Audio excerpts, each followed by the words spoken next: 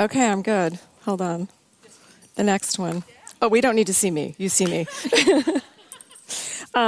So I'm Louisa Schibli, and I'm here tonight with my This Way Up hat on. I have a lot of hats, but tonight I'm with This Way Up, which is an initiative from the Vermont Women's Fund. And Meg Smith is down actually doing a Vermont Women's Fund event in southern Vermont, so she's not here, so I got the lucky task. So I'm the project manager. So give you guys a little bit of background. Actually, first I want to say, raise your hand if you've taken the survey. Okay, hold on. I have to take pictures for Meg. So just a second. So here's one. Wait, one side there. Oh, wait. Oh, yeah. Okay, video. Hold on. Let me do the video. All right. Everyone keep your hands up. Video. All these people, Meg, have taken the survey. Check it out. All right. We're going to go all the way around. Awesome. All right. Well, give yourself a round of applause because you guys heard, the voices were heard. So I want to give you a little bit of background about how this came about. You probably all know about Change the Story, and if you don't, you should. It's actually sunsetting, but I think you can still find the information and all of their reports on the Women's Fund site.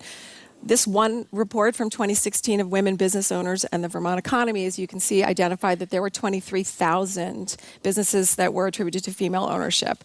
But that was based on census data. That wasn't actually, surveying and to see how many there actually were. And as you can see, over 36,000 businesses employed people. Collectively, they contributed $2.2 billion to the Vermont economy.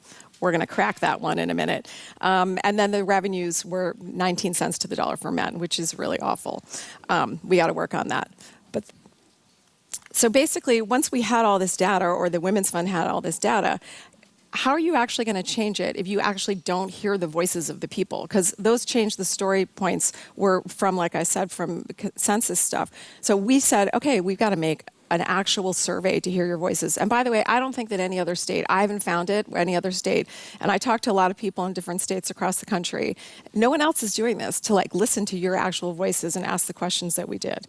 So we actually hired Michael Jagger, where Sasha worked, to create our name and our logo, This Way Up. There's power in our numbers, because he also did the Vermont Women's Fund logo. So we are now in a position where we're hoping to understand, and we want women owners to stand up and be heard.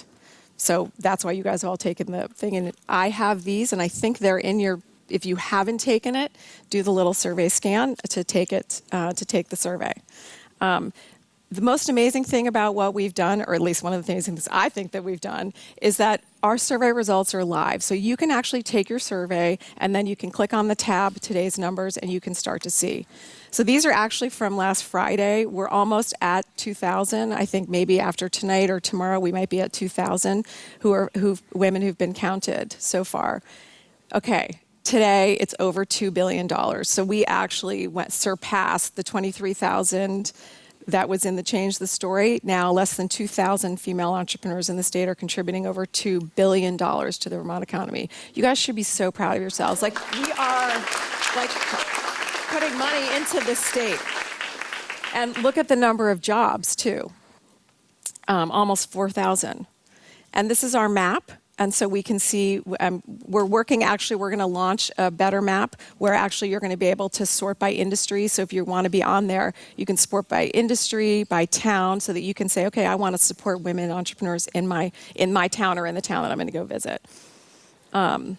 We ask, of course, for those of you who've taken it, we ask a lot of questions. Not every question actually comes live onto the website. So what life changes, and funny, these questions, I won't read them because you guys can read them, but they change, right? The 23% on the website, you can click and you can see the 19%, the different, what the different changes are. So I definitely recommend you go and check it out. So in this case, obviously 23% lost employment, decided it was time to work for myself, which probably resonates a lot in this room where people, because you guys, right? Exactly.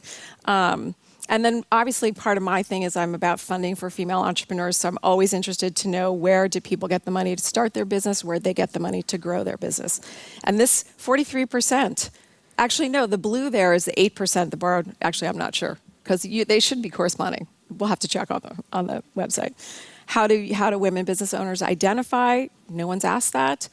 That was actually one thing, too, is that Meg was asked during the PPP and the pandemic if she knew how many BIPOC female entrepreneurs there were in the state, and there wasn't numbers to it. And so that was another thing, like, okay, we don't know these numbers. And the state's been talking about doing it for a long time, but it hadn't happened. Anyway, so what other life experiences have they had? And I definitely recommend you guys go and check out the results, because it's your voices. And I put this in here because game theory, so Marguerite Dibble and Shannon Mitchell have done all of this, and they are such rock stars. They are amazing. So they've created the whole website, and so including this was way back when, but this amazing little video showing of our live results on the website. At this point, obviously, we were only at 1.3. So what's next? So our goal is to get 10,000. I mean, we actually think that there's more. The state says there's over 80,000 businesses registered. So if there are 80,000 in total, there have to be more than the 10,000 that we think, or the 23,000. But we're going for 10,000 for this year. So we basically have to the end of the year to get that. And we think we can get there. And what are we going to do with this information, right? So we're collecting all your voices and all your challenges and what you're looking for. We don't know, because we're going to wait and see when we get at the end of the year. But we have a lot of ideas that we can already see coming out. You know, the ideas we've thrown around are a connection platform, somehow bringing everything together in one place, a mentorship program, an ecosystem mapping, because funny enough, we do ask whether or not you guys have accessed, these different CWE, the SBA, the SBDCs, like all these different things. And surprisingly, not a lot of people are actually accessing them all. And there are these things that are amazing resources of technical assistance that everyone should be accessing. Some of it for free, some of it almost free, some of it grants. So, is there a way to make sure that everybody can access that? And then the one that's near and dear to me is a Vermont Women's Investment Fund, because I think actually women have a harder time accessing capital, and also sometimes smaller amounts of capital. But a smaller amount of capital can make a big difference to help you grow your business, to get to the next level, to then get to the next level. So who knows? We don't know, and we want to hear your ideas. So if anybody has ideas, my email address is on the website. You can, email me at any time and contact me to say, I think the email address is on the next page. There you go. Hello at. So you can contact me if you have ideas. We are open to hear anyone's ideas, because we want to make this a collaborative process. We'll probably end up making some kind of committee that's from all of our stakeholders. I should say, before we made the survey, we talked to everyone in the state who talks, or we tried our best to talk to everyone in the state who touches female entrepreneurs. We wanted to hear their voices and what they thought that they needed to have in the survey. So we added a lot of things along the way from, the state, from different stakeholders from across the state, so that we wanted everyone to feel like they had a little bit of ownership in the survey. So anyway, this way up, there's power in our numbers. And one more thing. So we do a Feature Friday. So if you want to be featured on the Women's Fund Instagram, you basically email this account and say that you'd like to be featured. We feature you. We also we allow you to say a bit about your business, but really it's about you, why you're an entrepreneur, why you chose Vermont, and the important things, what you're passionate about. We got the whole year to go, so every single one of you could be a Feature Friday. Thank you.